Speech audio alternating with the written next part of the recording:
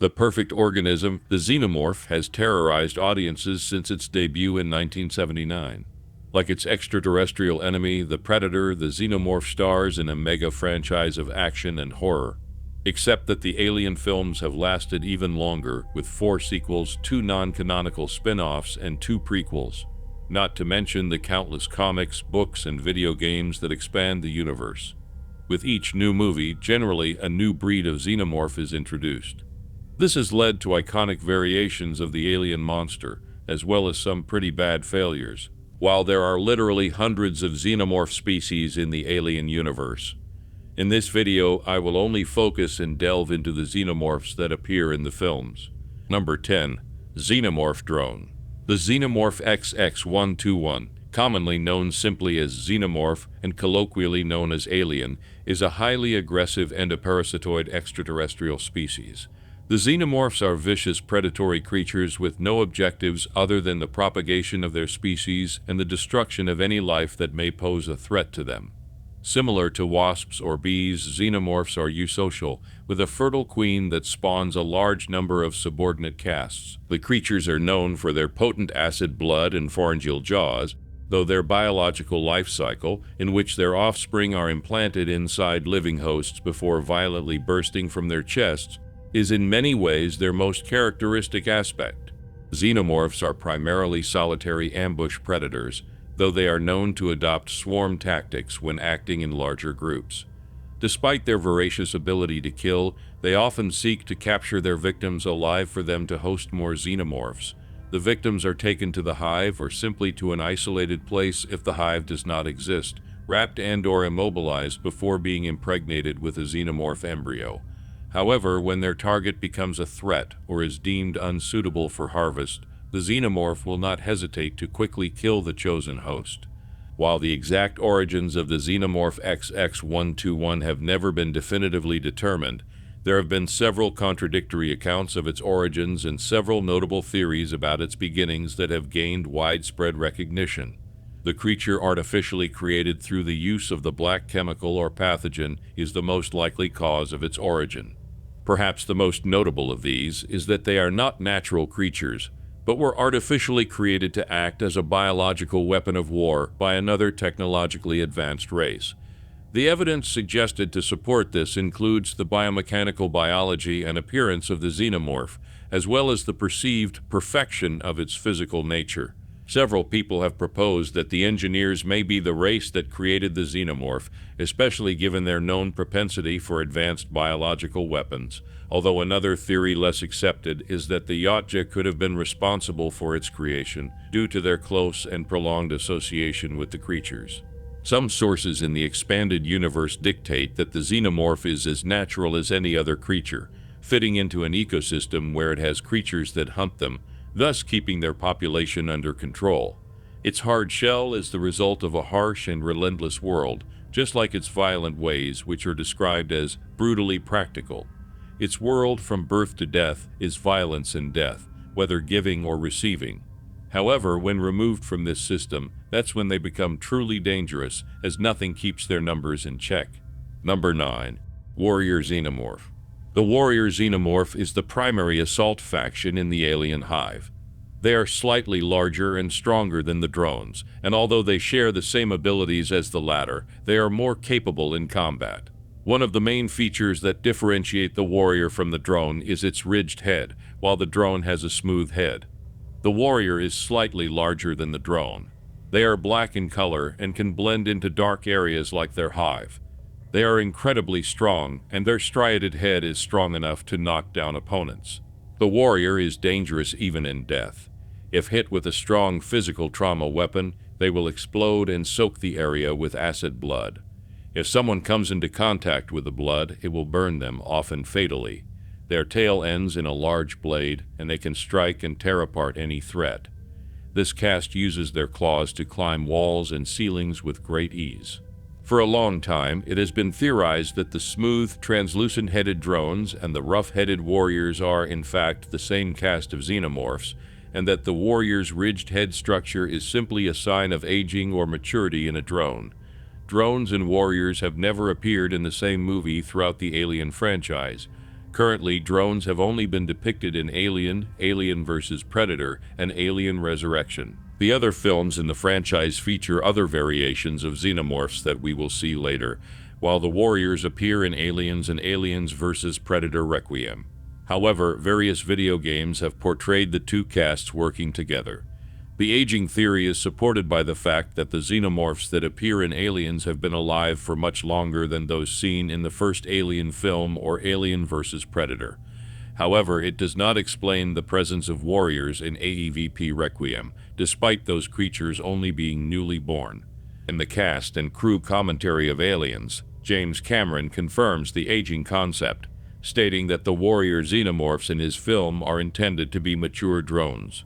The change in design was originally implemented because Cameron was concerned that the smooth head of the original film's design would crack or be damaged during the greater stunt work required by the xenomorph suits in Aliens. As a result, he simply removed the soft cover from the heads, exposing the ridges underneath. Number 8. Runner Xenomorph. The runner xenomorphs, also known as runners, are alternative races of xenomorphs born from quadruped hosts. The most infamous runner, called the Dragon, serves as the main antagonist of Alien 3. Intrinsically, it wanted to kill everything in the Fiorina 161 correctional unit. Once it had Ripley at its mercy, it spared her so that the queen embryo inside her would burst and create another new hive on the planet. Runners possess all the basic characteristics of a xenomorph. However, their physiology is different in a way that allows them to move faster than the average warrior or drone. In particular, they prefer to walk on all fours, and their legs are more digitigrade for this purpose.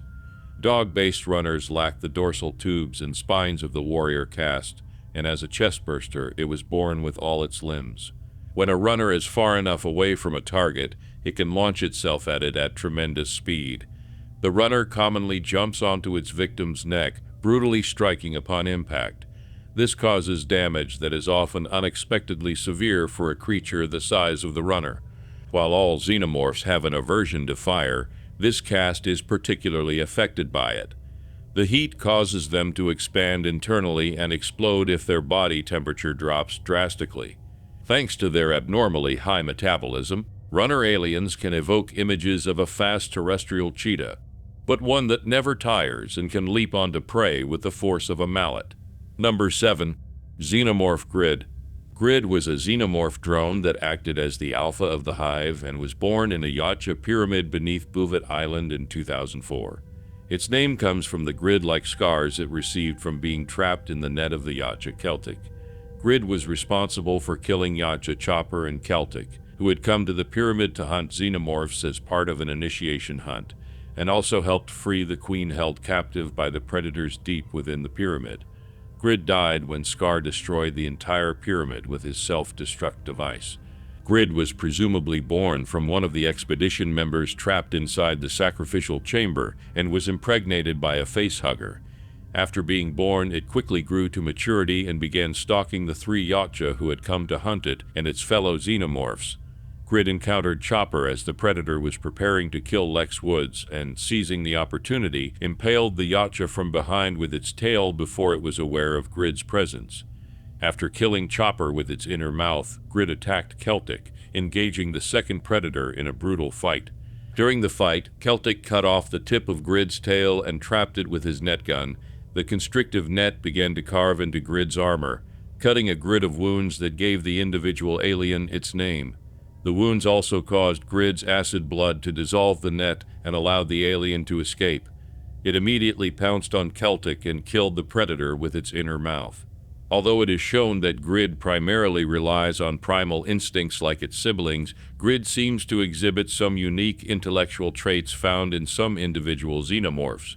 For example, Grid helped to free the queen by injuring her and allowing her acid blood to burn through the chains that confined her. Number 6. Neomorphs.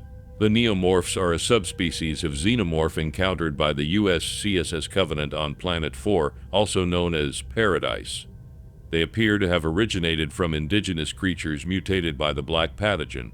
Like the xenomorphs, the neomorphs have a complex multi-stage endoparasitoid life cycle, though theirs differs in that the eggs are small spore-like sacs. The facehugger stage is replaced by microscopic spore-like creatures in the air known as motes, and the chestburster stage is replaced by a similar creature known as a bloodburster. The adult Neomorph also differs from the typical adult Xenomorph in several ways, especially by its smooth, pale white skin, in contrast to the dark chitinous exoskeleton of the common Xenomorph. Both species are terrifying predators with immense physical resilience and employ stealth tactics and brute force to take down their prey. However, Neomorph's blood does not appear to be acidic, and they do not seem to form hives like Xenomorphs. Moreover, Neomorphs display much more animalistic behavior and almost always feed on their prey after killing it, unlike Xenomorphs, who generally prefer to cocoon some of their victims to keep them for future impregnation. The animalistic nature of the Neomorph could suggest a lower intelligence. Neomorphs also lack an inner secondary mouth. Number 5. Protomorphs. The Protomorph, also known as the Stalker, was a species very similar to the Xenomorph XX-121 that attacked the crew of the USCSS Covenant. The species originated on Planet 4 as a result of genetic experimentation carried out by David 8. The Protomorph was created through the experiments of the android David, using the black pathogen as a catalyst on tissue samples collected from Elizabeth Shaw, deceased engineers, and Neomorphs generated from the native species of Planet 4. Over the course of a decade, David continued refining his designs until he created the first ovomorphs, which contained proto-facehuggers that implanted into 2 members of the Covenant crew, who then gave birth to the first protomorphs. After hijacking the USCSS Covenant, David transmitted the records of his experiments to the Weyland-Yutani Corporation, expressing the intention to continue his experiments using the colonists and the surviving crew and creating a queen. While virtually identical to the Xenomorph XX-121, this version possesses subtle differences that distinguish them from their conventional counterpart. In particular, they lacked biomechanical features and their limbs were longer, thinner, and skinless, with exposed muscles and blood vessels in spaces in the armpits. However, they were considered more powerful and resilient than the Xenos, though less intelligent. The shoulders and dorsal spines were notably different, being smaller and narrower. The Protomorph also had a thinner and more elegant tail that ended in a small spike. The egg of this variant is slightly different in overall shape. The opening and organic interior are also notably different. Like the Xenomorph Drone, the Protomorph possessed an internal pharyngeal jaw.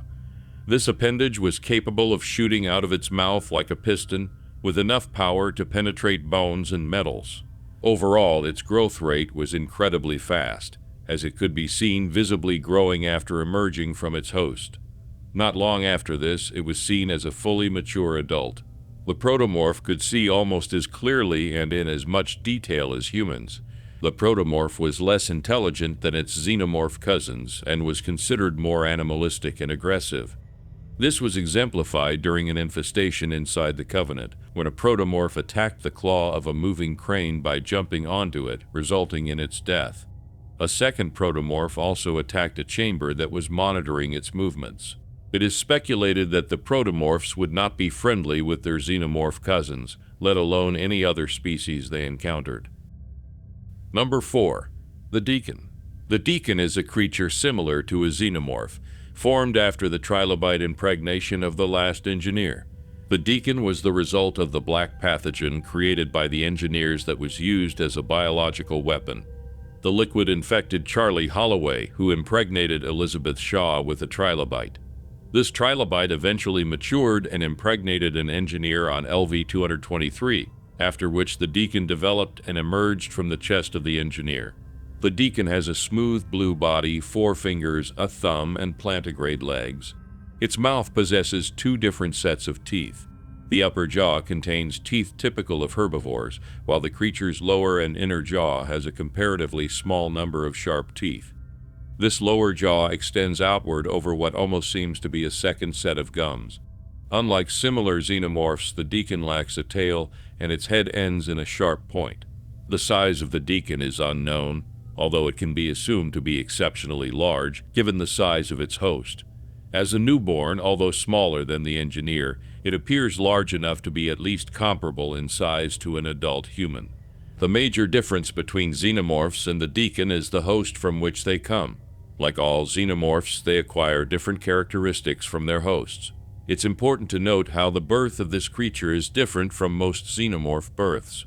Similar to the bloodburster of Alien Covenant, the Deacon was born with arms and legs, while most aliens born from humanoid hosts lack legs and arms before maturing. Instead of having a secondary internal jaw like the xenomorph, the Deacon has a single set of protrusive jaws more akin to those of the goblin shark, where the upper jaw can dislodge and move forward. The Deacon also lacks biomechanical features, being almost completely smooth, except for some ribs shown. Unlike most xenomorph chestbursters encountered by humans, which push forward out of their host's body, the Deacon used the sharp back of its head to break its way out of its host. Another difference is that, due to its size, the host is already dead before the Deacon can be born, as the host organs would surely be destroyed by the presence of the invading organism. Number 3. Pedalian. The Gunnison Pedalian, also known as the Earth Pedalian, was a Pedalian born from the Yautja following the events on Bouvet Island. The creature was responsible for terrorizing the town of Gunnison, Colorado in 2004 by impregnating hosts and producing a small hive of xenomorphs. The Pedalian died when Colonel Stevens dropped a tactical nuclear bomb on Gunnison, along with Wolf, whom it was fighting, the surviving xenomorphs, and the town's residents.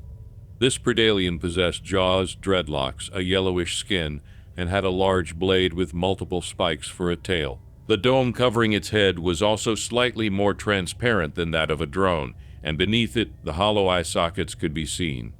The Pedalian's tail was much thicker, longer, and less skeletal than that of a drone spawned by humans.